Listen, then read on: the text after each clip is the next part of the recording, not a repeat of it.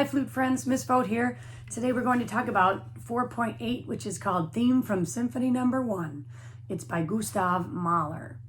Now, this is a very, very slow song, and the reason I know that is because at the beginning it says largo, which means very, very slow.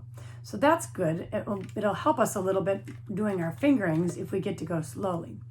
Now, as we talked about with slip and slide, there are those lines above it, which are called slurs, which means we don't use our tongue for the notes under the slur.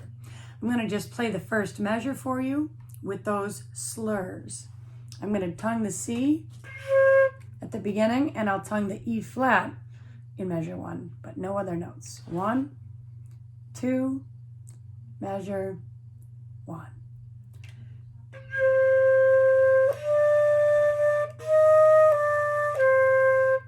Did you hear me tongue the C and then the E flat?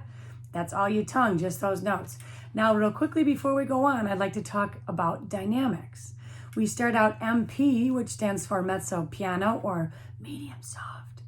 And then we have a crescendo, that big thing that looks like an alligator mouth. That's going to have us get louder and louder and louder. And then we have a mezzo forte, medium loud. And then at the very end, that decrescendo or other alligator mouth to a piano. So normally we would play this as a round, kind of like Frere Jacques, but it's just me, so we're going to just play it straight through. All right, we're going to start from the beginning. Oh, one more thing I forgot to talk about. Get your pencil out because this is going to be helpful to write this down. In line 2, you have 2 high A flats. How do we know they're A flats? At the very beginning, you have B flat, E flat, and A flat in your key signature. That means all B's and all E's and A's are flat. The only 2 A's we have in the entire song are in line 2. I would take my pencil and I would either circle those or I would write a little flat sign which looks like a baby B so we don't forget. As a reminder, the note G is thumb 1, 2, 3. We add the pair key for A flat. So if you look in line 2, G, A flat, G, all you have to do is move that key. How cool is that? Not hard at all. So let's start from the beginning. We're going to go straight through.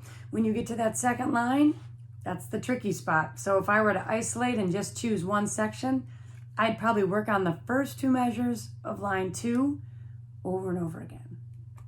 All right, for right now, let's try to play the whole thing. 1, 2, 3, and 4.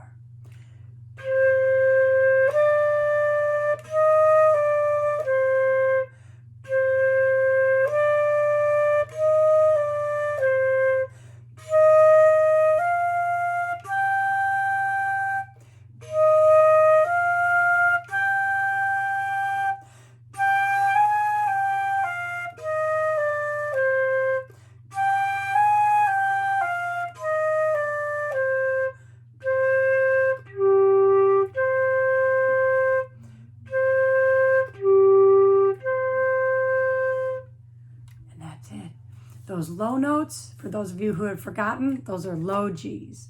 If you wanted to write a G over those, just so you don't forget that note, not a bad idea. Make sure as we get to these harder tunes, you take small bites before you take the whole thing. You don't want to try to go through it over and over again. You want to isolate the spots that are tricky, work on those, and then play through the whole song. It's much easier that way. Good luck, everybody.